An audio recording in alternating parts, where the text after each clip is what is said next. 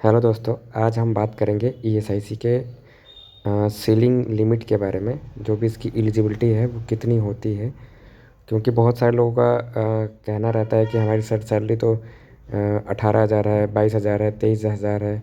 तो कभी कट किसी का कटता है, किसी का नहीं कटता है। तो इसमें क्या होता है, दो कंडीशंस होते हैं एलिजिबिलिटी, जो आप देख सकते हो इस चार्ट में। जो भी एलिजिबिलिटी सीलिंग आ रही है, अगर आपकी सैलरी मतलब आपकी जो ग्रॉस सैलरी होती है, अगर वो 21,000 तक है, अगर 21,001 रुपया भी है तो आपका ईएसआईसी नहीं कटेगा। और अगर 21,000 से नीचे है, अगर आपका 20,999 रुपया भी है तो आपका ईएसआईसी कटेगा।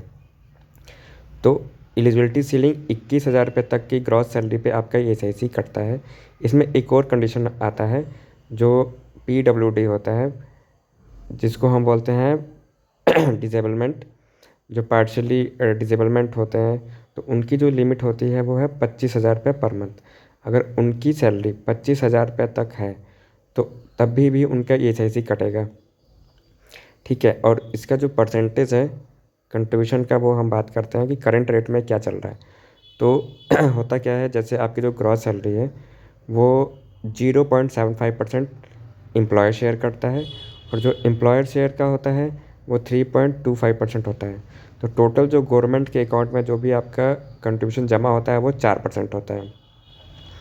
तो जो भी आपकी ग्रॉस सैलरी रहेगी उस पर 21,000 पे 0.75% कटेगा, और एम्प्लॉयर आपका कंट्रीब्यूशन जमा करेगा 3.25% आपकी ग्रॉस वेजेस का।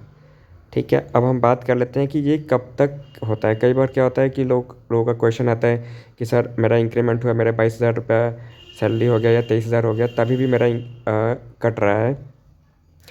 तो उस केस में दो कंडीशन होते हैं। अगर आपकी सैलरी अप्रैल से लेके सितंबर के अगर बीच में बढ़ती है, मान लीजिए आपकी कंपनी ने आपका इंक्रीमेंट कर दिया जून में, तो उस केस में क्या होता है, जो ये crossing the ceiling mid cycle होता है, एक ये जो लिमिट होती है, इसमें दो कंट्रीब्यूशन पीरियड होता है।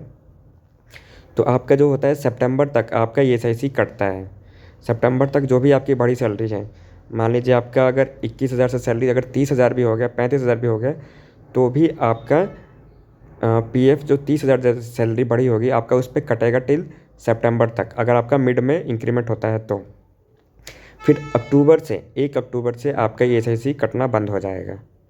ठीक है, तो ये होता क्या है। और अगर आपका दिसंबर में, सपोज़ करिए आपकी कंपनी दिसंबर में इंक्रीमेंट कर रही है, तो वो टिल मार्च तक आपका कंट्रीब्यूशन जमा करेगी।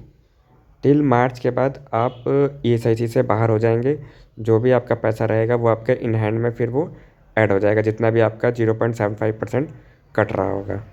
तो अगर ये वीडियो आपको अच्छी लगी होगी तो कृपया सब्सक्राइब, लाइक और शेयर ज़रूर करें। Thank you.